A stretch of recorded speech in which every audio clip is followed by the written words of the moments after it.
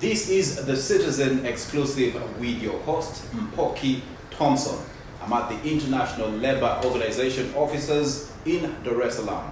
Today, I'm interviewing the East Africa Director for the ILO, Caroline Mugalla. Caroline, welcome to the Citizen exclusive. Thank you. You have been in Dar es Salaam for the past 6 months, holding the role of the Regional East Africa Director for the ILO.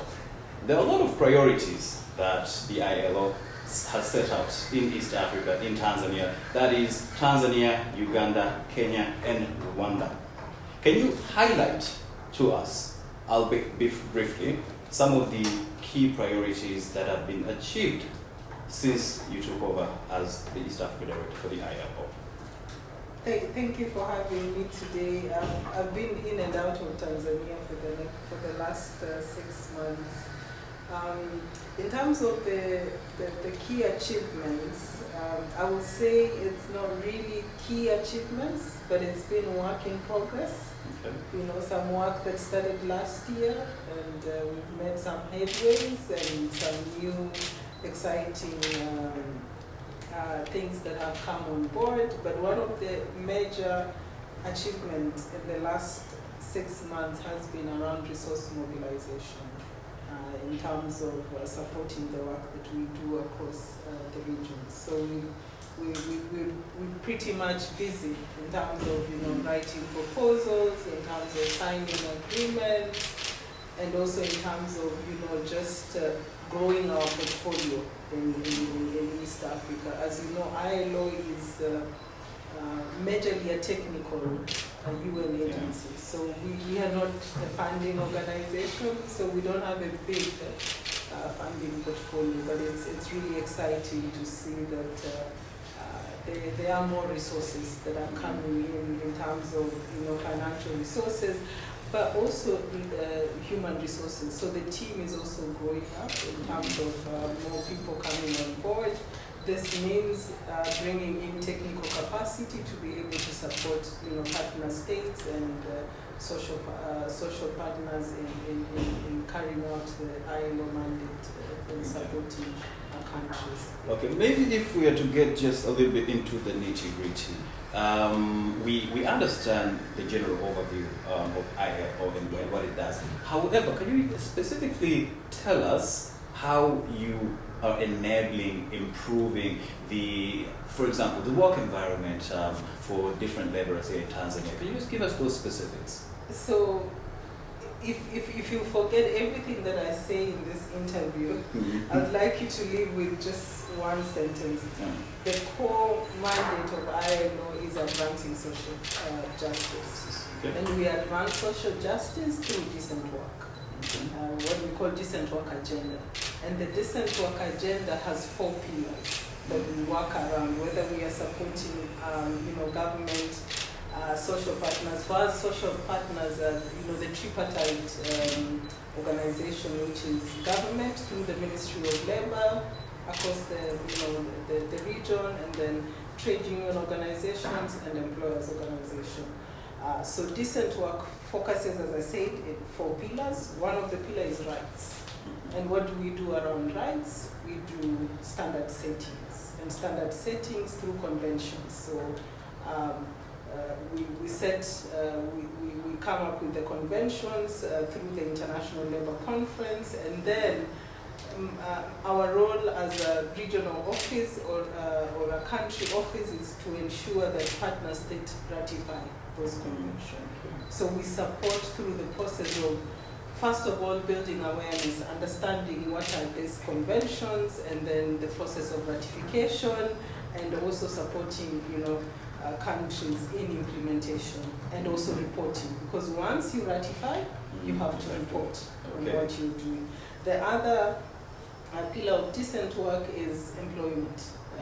We are the only UN agency that is given the mandate to work around the world of work. So we look at how do you grow employment, productive employment, opportunities. So around employment, we work issues on youth employment, issues on skills development for employability, issues of entrepreneurship, issues of diversity, gender, just all those, disability, occupational health and safety, just transition. Everybody's talking about going green or going blue. So that's underemployment. And then the third one is tripartism and social dialogue. That means strengthening the social dialogue structures that exist. For example, in Tanzania, we have CMA, the Commission of Mediation and Arbitration. We have the Ministry of Labour. We have the Labour Court. We have LESCO. We have OSHA. We have, workmen compensation. So those are what we call social dialogue institutional, and then in addition to ATE and TUCTA. So we do the same for all the countries. And then last but not least is social protection. You come to this world as a child, and then you work. When you retire, you need to be comfortable. Yes. So we work around social protection, social safety net, and ensuring that the worker has a right to social protection. So basically, those are the 4 pillars that we work on in ensuring social protection. Okay, so I'm interested to know a little bit more about the social protection, because we understand right now we're in Tanzania. That's it's an interesting conversation that is exactly every time you read the newspaper, you switch on the TV or listen to the radio, that's what everyone is talking about. Have you in any way tried to engage with the government in terms of addressing some of these concerns? Because it is a major national concern here in Tanzania. So what are some of the engagements that you've been having? So it's really exciting because Tanzania is in the process of ratifying conventions, and one of the conventions that is being looked at is Convention 102 that looks at, it's a convention that sets the standard on social protection. Okay. So once this is ratified in Tanzania, then we have, the international standards of what social protection should be. Yeah. It's in black and white. Okay. And it's really good to see that the government is looking at what are the international standards and what are the conversations around social protection. And also we have the recommendation on formalizing informal economy that also looks about extension of social protection in informal economy. So once that is ratified, then we have a minimum standard that can be referred to. But other than that, we've been working with the National Social Security Funds, ZSF in Zanzibar, in terms of giving our technical assistance on social protection, because we have experts that are specifically working on social protection. So whenever the government, the trade unions have called us that we need to understand, these policies and these reforms that are happening, and we've been able to build that capacity for the trade unions, for the employers' organization, and also for the government. So the technical assistance is there, and we are continuing to give the government. But I think one of the encouragement that we're giving is for them to ratify the convention and to have the minimum standards and to be able to access the other instruments that are there to support the government to build strong social protection systems that are there. And Tanzania is not doing bad in terms of social protection. And I remember one of the key achievements of Labor Day was actually touched on social protection. Yes. Because the issue of premise, and I learned a new vocabulary, is actually social protection in terms of ensuring maternity protection to women. So it's doing it in bits and pieces, in terms of best practices. I can tell you when it comes to issues of workmen compensation, when you look at WCF, Tanzania is up there in the region. We've had countries that have come that want to learn about how you've been able to put your workmen. It's called the Workers' Compensation Fund. Kenya is still struggling, and I remember we had a meeting with the government there, and they're saying we need to come to Tanzania and learn what Tanzania is saying. So it's just bits and pieces, that there are challenges, but generally the train is moving in the so the future is a big promise in the right direction, and we are looking forward to having that improved.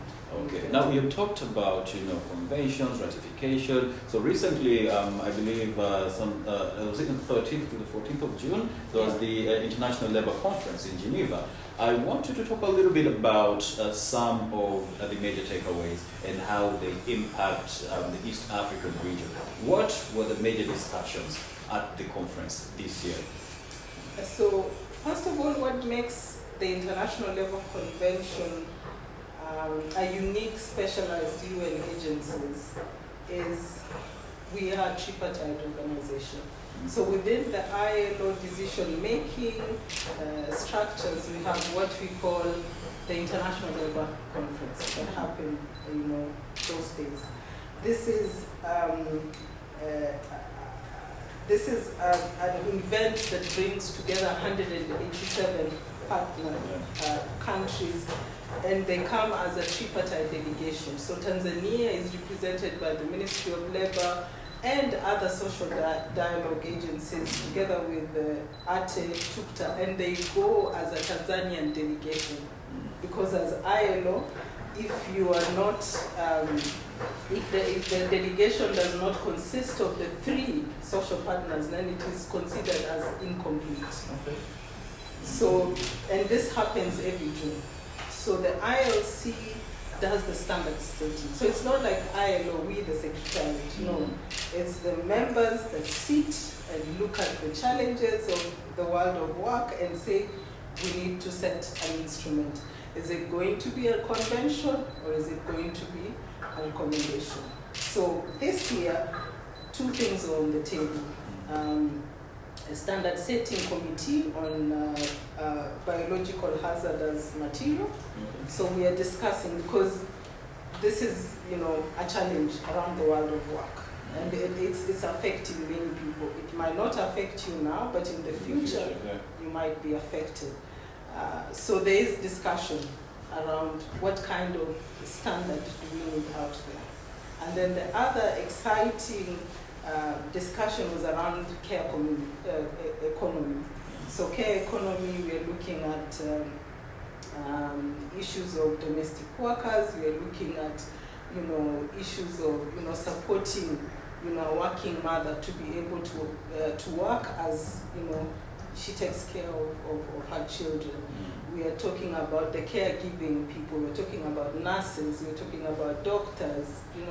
And all that. So there has been discussion that we need a standard state. So these are general discussions. So general discussion just means, bringing views on the table.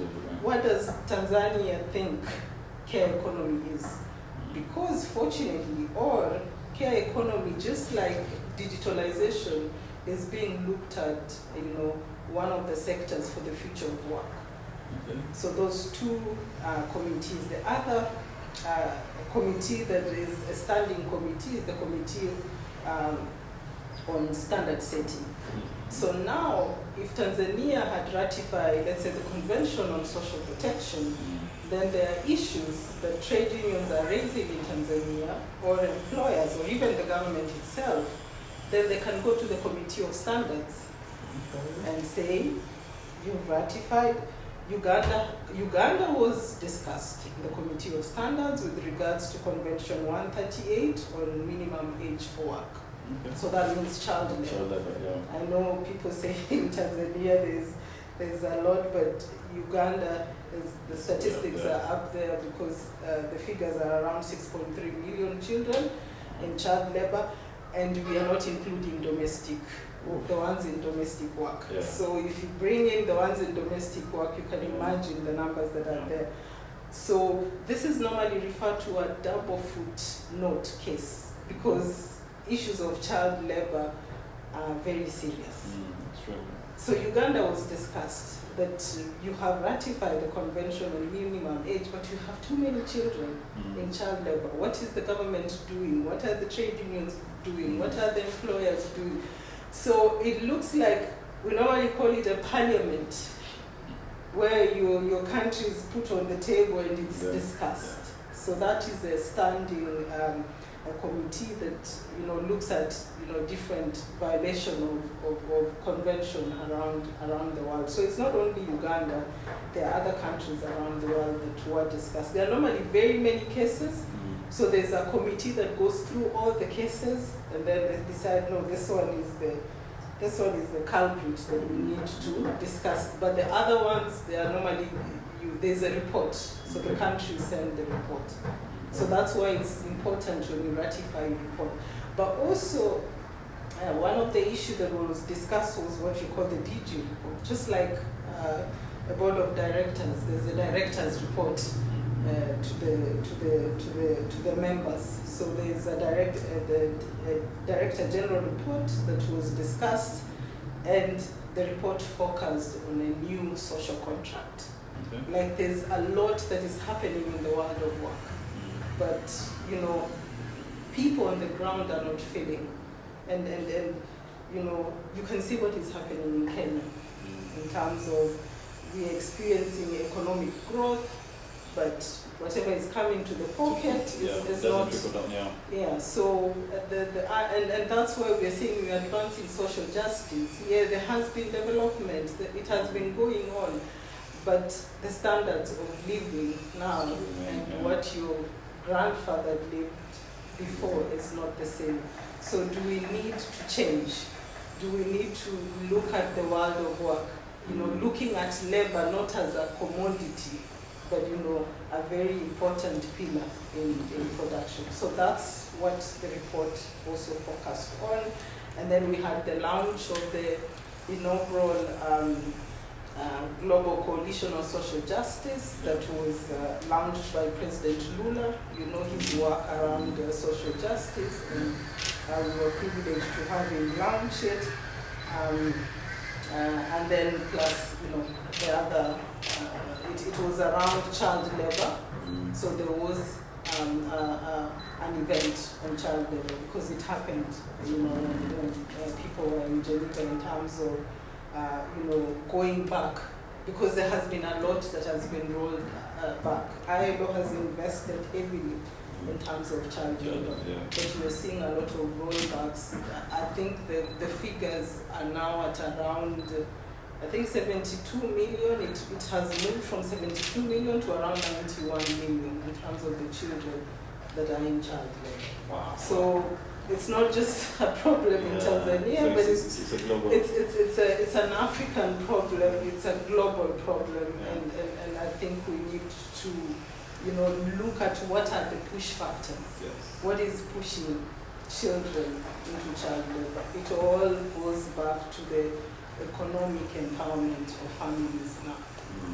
Yeah, indeed. Yes, just to double click on that, I was reading a study recently, and we all understand that many cases of child labor, especially here in Africa, in Tanzania, are closely associated with family members. So as you mentioned, when you look at the statistics for Uganda, they did not factor in the domestic work. But when you look at it at that level, it is very extreme. Now, what are some of the practical approaches that the ILO is undertaking in these specific countries to tackle? Because the contributing factors are known. Family members, their key sectors, agriculture, services, industries. These are some of the sectors that are known that they make children do work that is not quite appropriate. So taking advantage of children. What is the approach that is being taken by the ILO combating child labor? Yeah, so we have different projects that we are working on. In Tanzania, for example, we have a South-South cooperation project together with Brazil and the government of Brazil, the government of Tanzania, specifically looking at the cotton sector, supply chains. So looking through the supply chain of cotton and looking at where the child labor is located and how do we deal with that. In Kenya and Uganda, we are focusing in the tea and coffee sector, value chains, and also textile. But this is really key because in Europe, there are new regulations that are very strict. We're calling them due diligence. They are called due diligence. It's very strict that if your product has any, within the value chain, has any trace of child labor, you cannot export it. So you're having even now companies that are focusing in trying to eliminate child labor within their supply chains. So when you look at agriculture, yes, you export coffee, you export tea, but if you can prove that there's a child that was involved in picking that tea will not access the markets of Europe. So it's becoming really, really urgent for us to, look at this pandemic of, child labor and try to solve it. So ILO supports governments in terms of, implementations of the conventions that protect, child labor. There's child work. We all did that. But when a child goes to work and earns a living and is denied access to education and is denied, being a child, then that becomes child labor. But yes, we know a child has to grow and they have to learn work. That is child work. You have to come to school and you have to help your mother harvest some potatoes and whatever. That's okay. But when a child is taken into the mines, very dangerous, what's happening in DRC, then that's, child labor.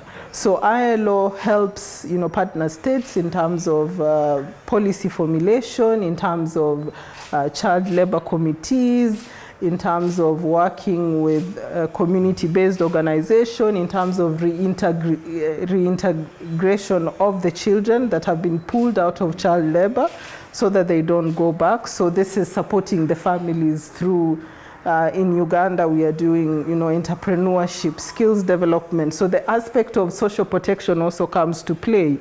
Ensuring that these families have access to medical cover so that you don't have to dig into your pockets to get more. These families have access to some kind of economic empowerment. So we have, apprenticeships because there are children who now can't go back to school. Like you're 17, you haven't gone to school for 17 years. So how do we prepare this child to be ready for the labor market? So, some kind of, skilling, reskilling, and getting them off, but also the whole awareness, and particularly, coming from an African perspective, just understanding the borderlines between child work and child labor, being able to create awareness in the community. And we've had, great success. In Mombasa, we have what they call, child labor free zones within companies in the, tea and coffee companies. They're creating what they call child labor free zones. And it doesn't just mean the company also, it means also the company being able to support the communities to be able, whether providing school, because, some of the, basic stuff that has been done is building a school. Children used to walk maybe 3 or 4 kilometers or 10 kilometers to access a school, but when you bring a school closer to them, then you bring most children to school. But also there's the issue, like in Uganda, one of the challenge there is during harvest time, the kids don't go to school. They are all, out harvesting. So how do you, build the capacity of the community to be the people that actually police and be able to enforce and be able to, bring out the children from child labor. But also this goes back to, the kind of earnings that they are getting, because as you said, I use my children to be able to go and pick more, to be able to go and harvest more, so that when I go and take my portion is a lot and I can earn more. So how do we look through the value chains and ensure that that farmer, that tea picker, that coffee picker, that cotton picker is actually getting value of money from the product? Okay. Now, this entire situation of child labor is prevalent in the villages. I want us to talk a little bit more about the community engagement now, because we understand that, for example, Dar es Salaam, in comparison to what's happening in rural areas, we are a little bit better off when it comes to child labor. What are some of the very practical approaches that you are using, that you are deploying in these villages to educate, to inform them about the adverse impacts of child labor? Because we do understand and we are aware that it is extreme in villages. So what we do, if I look at, we actually have across the countries that I cover, we have around 4 or 5 projects that specifically look on child labor. So what we do, like for Kenya, we are bringing the work down in terms of working with the authorities. Like in Kenya, we are starting with the county governments. Do the county governments have laws that protect child labor? So we are focusing on Mombasa County, there's Bungoma County, there's Kajiado, Mombasa, Bungoma, Kajiado, specifically because they are border counties. And then we have Kericho, Kisii, and Meru and Murang'a, because they are where coffee tea is grown. So first of all, the county governments, do you have the policies? So we are working with them to see if they have the policies in place. Where we don't have the counties, in Uganda, we are working with the what they call the local governments, within the local governments in understanding what child labor is, and then being able to cascade it down to the community level, getting bringing together what they are calling child labor committees. In Uganda, they have district and they have up to the village child labor committees, and these are committees that bring together different opinion leaders at the community level. So you have to build their capacity first to understand, and once they understand, in terms of enforcement, in terms of trying to look for solutions that work for them in addressing child labor. So it's a multifaceted, it's a organizational approach to dealing with child labor. You can't just deal with it as one, but you have to look at the Ministry of Education has a role in playing, the Ministry of Labor has a role in it, the Ministry of Community Development has a role in it, the Ministry of Immigration has a role in it, because on the border towns, we are just preparing to go and meet the ambassador in Kenya, where we've received complaints around Ugandan children that have been trafficked into Kenya.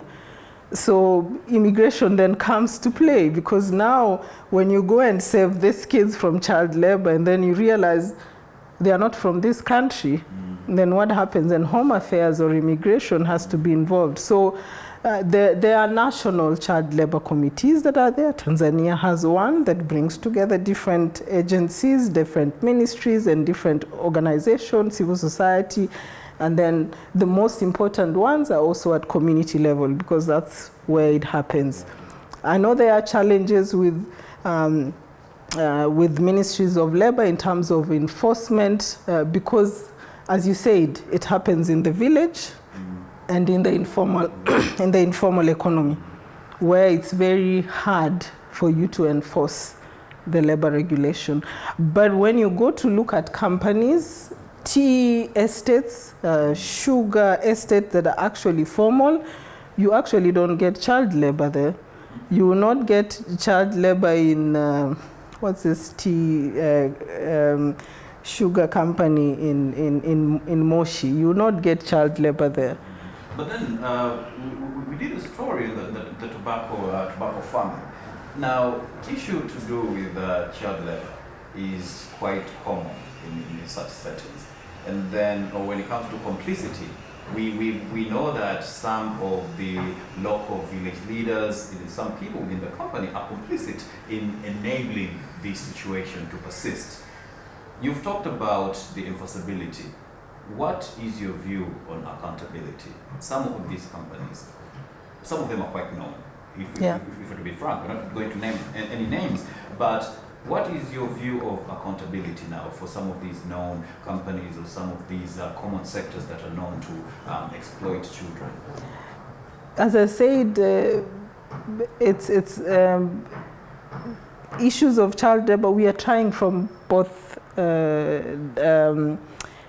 levels in terms of conducting, trying to stop child labor. And as I said, for EU, there is a due diligence law that is in place now that looks at issues of child labor. The US is really, really focused on issues of child labor. Currently, Kenya and US are negotiating a steep agreement.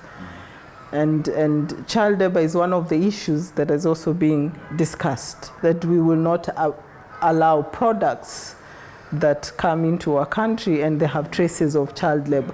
So it's also really important for us to also, hold the companies accountable. And this is where the employers' organizations come in. The first question to ask is this particular company a member of ATE? And if it's not a member of ATE, then there goes a problem, because ATE will not let its member have this in place. So that's working with the employers' organization. Then TUCTA, the workers within these companies, members of TUCTA. Because then if they are not members of TUCTA, then there is a problem. Because within the trade union, we have what they call a CBA, collective bargaining agreement, that sets standard. So if you bring in child labor, it means you deny these people a right to a decent wage by, using children, which is a cheaper wage, and, they are not protected. So that's also the question that we ask: are their members unionized? Is the company a member of ATE? Yeah, so and that's how we work as ILO. And then also, then we bring in labor, the labor officers in terms of enforcement of the labor laws. But slowly, the world is actually curving around child labor. And within the supply chains, if you have child labor, there are countries where your goods will not be able to be taken. We've seen what they have done to the to Congo in terms of, some countries not, getting the minerals from Congo because, they are mad with child labor. So more and more countries are coming up with those laws to tell the companies that you won't bring in goods that have any trace of child labor in them. So fortunately, like one of the projects that we have in Uganda is a project in the coffee sector, and it's a partnership between ILO and some of the biggest coffee exporters in Uganda. Themselves are trying to ensure that the coffee that we are buying in Uganda does not have child labor. So it means if you're buying, it's very important for the government, for the committees at village level, to let the people know that where you are selling the coffee, if you are using children as child labor, your coffee will not be bought by that company. So these companies have invested. So it's a project between ILO, the EU, and the largest coffee companies that are exporting in Uganda. So any prospects of that happening in Tanzania? We would, who knows, we will see. As I said, we are very busy fundraising. But for Tanzania, hopefully, there are prospects around child labor in the artisanal mining sector. So we are working on something around that, and hopefully it will materialize, and we can be able to do that. So as I said, for us it's more about catalytic kind of work. Yeah. The challenge is always scaling up, because we as an organization, as I said, we are more technical, so more resources need to be able to scale up the work that we are doing, like what we are doing within the cotton industry. We need to scale it up. It's not only there. You've talked about tobacco. Unfortunately, there are some ethical issues around tobacco, so it gives a challenge for ILO to work on issues around tobacco. But for many years, we've had a lot of work in tobacco, in Malawi, in Tanzania, in trying to, stem up child labor. We had one of the biggest African projects that was called IPEC, that really did a lot of work in child labor in Ghana, in the cocoa, in Cote d'Ivoire, around cocoa, the sugar industry, the coffee, tea, tobacco, and it actually came down. But in 2020, then the numbers just shot up. So it's kind of like we've been rolling back some of the, the achievements that we've had. Yeah. So that's why we're saying we need to advance social justice. There's something wrong. And we need to, relook at the way we look at the world of work. Okay. Yeah. Well, let's focus a little bit about the Green Initiative. So the Tanzanian government under President Samia Suluhu Hassan is really big on renewable energy. Yes. There's a 10-year strategy that was recently launched, 2024-2034. In light of the Green Initiative under ILO, what are some of the ways that you are working with the government, engaging with the government to focus on the sustainable sectors? So ILO work around the green energy is what we call just transition. Yeah. So we work around just transition, and last year, if I'm not wrong, there were 2 policy and researches that were done, and one in 20 countries in Africa, and one of the countries that was looked as energy, green energy employability opportunities was Tanzania. Like looking at, there is the future of work in sustainable energy.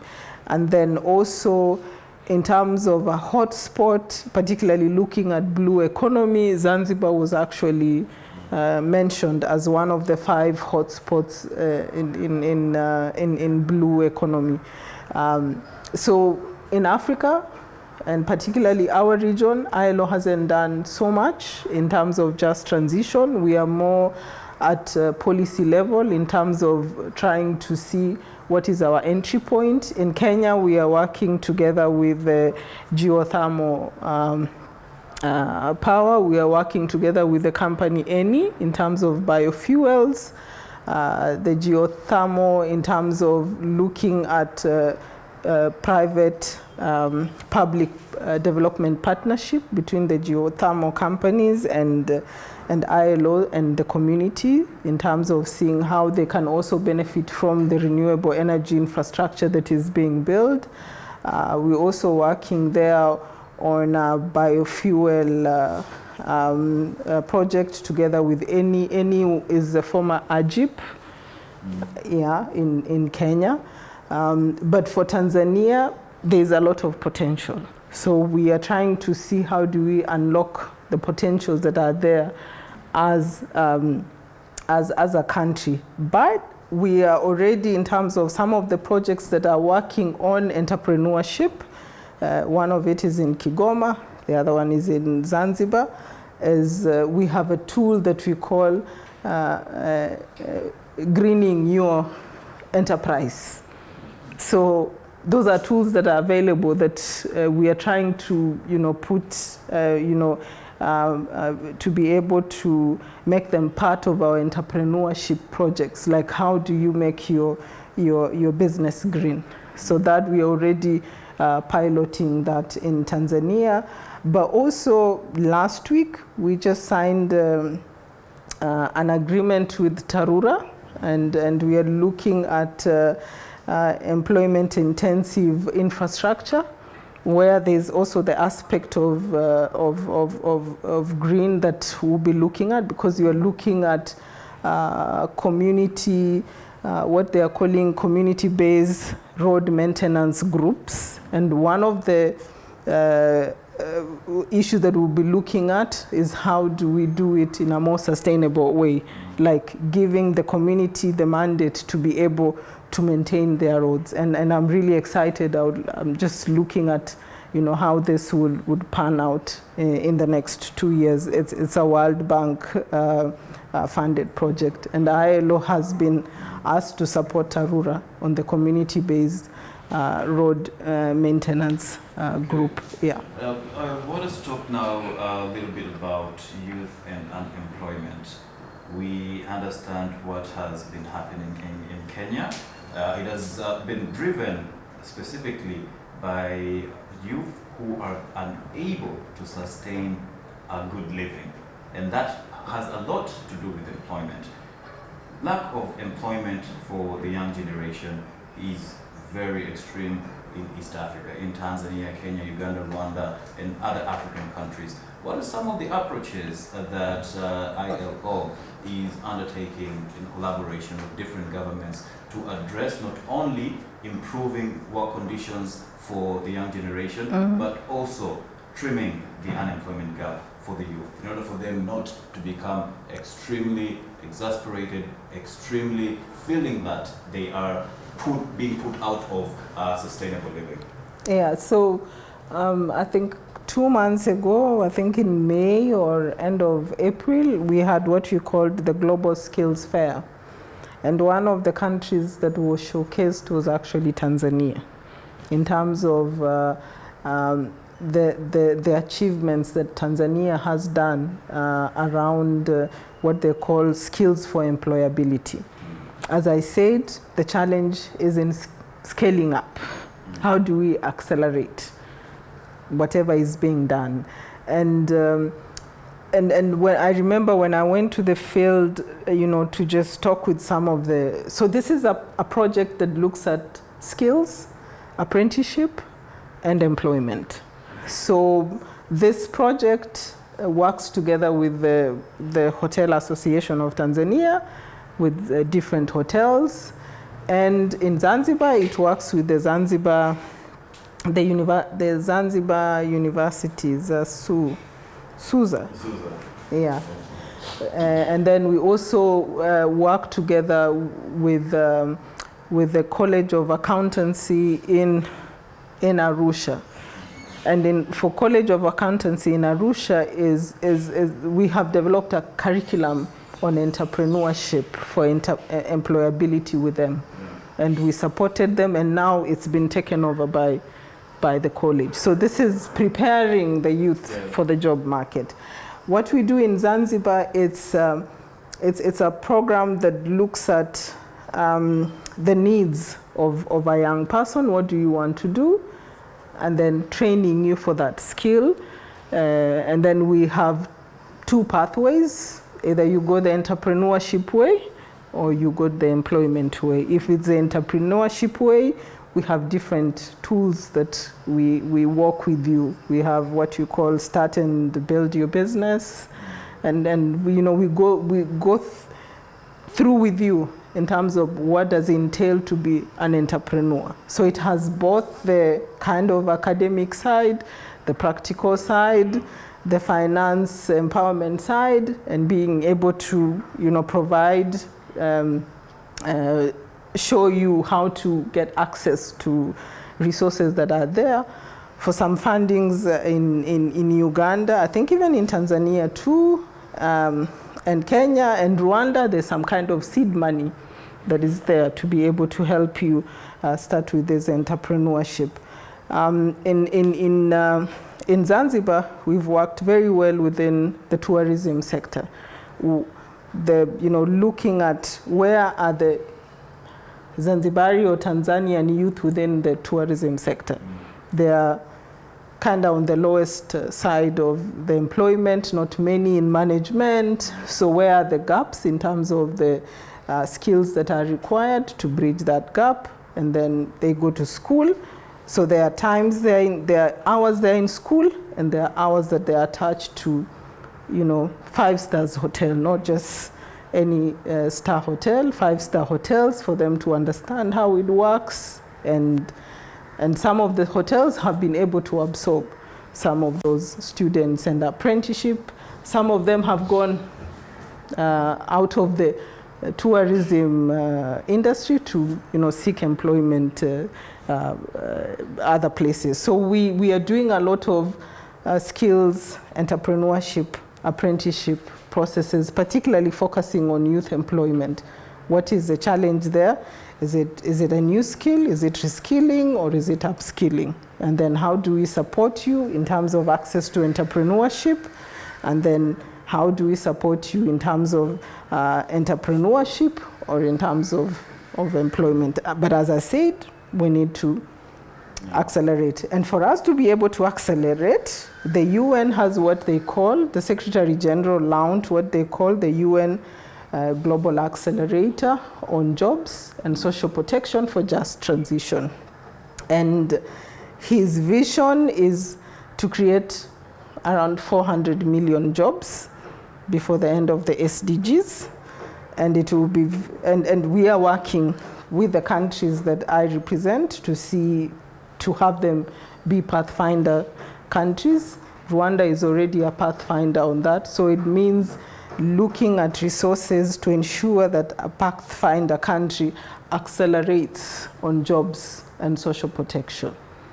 So it's really important for us to push for the other countries. Kenya is in the process, just in the last stages. And being a Pathfinder country actually unlocks opportunities that are there from the Pathfinder members, because some of the members are, ADB Bank, the financial institution, the donor countries that are putting resources to support countries that are Pathfinders. I've had discussions with the different ministries in terms of having them be a Pathfinder countries, and they're all looking at the possibility of doing that, because then this accelerates. So it means we can be able to go to the financial institution and say, this country is a Pathfinder, can we help them develop a roadmap to accelerating jobs and social protection. Tanzania is not yet a member. Okay. Yeah. So by their efforts or initiatives? Yes. We've had discussions with the relevant authorities on that. So it's being considered. As you know, for some decisions, there is now the process that those decisions, because it's committing a country. Yeah, so it's not something you have to look at it and say, this is what I want to do. Okay. And so it is advantageous. Yes, it is advantageous. So in Africa, we only have Rwanda, Senegal, Malawi, Namibia, I think there's a country in Central Africa. I'm forgetting. There are around 6 countries already from Africa. And there was the first round of resources that were available for those countries. So unfortunately, the ones that were not members have lost out to that first round. But there's another round that is coming. Hopefully, we can have more of the East African countries become members, not only of the global coalition, not only on the global accelerator, but also a member of the ILO Global Coalition on Social Justice that also has, different membership. We have WTO, we have UNICEF, we have different UN agencies, financial institutions that are discussing what are your commitments in advancing social justice. So if youth employment is your commitment, then we have to see how to support you in terms of ensuring that you advance that. Okay. Yeah. Well, Caroline, that's all the time we have for today. It has been a pleasure talking to you. Asanteni sana. You were with me, Mpoki Thomson, for the Citizen Exclusive. That's all for today's episode. Until next time, bye-bye. Asanteni.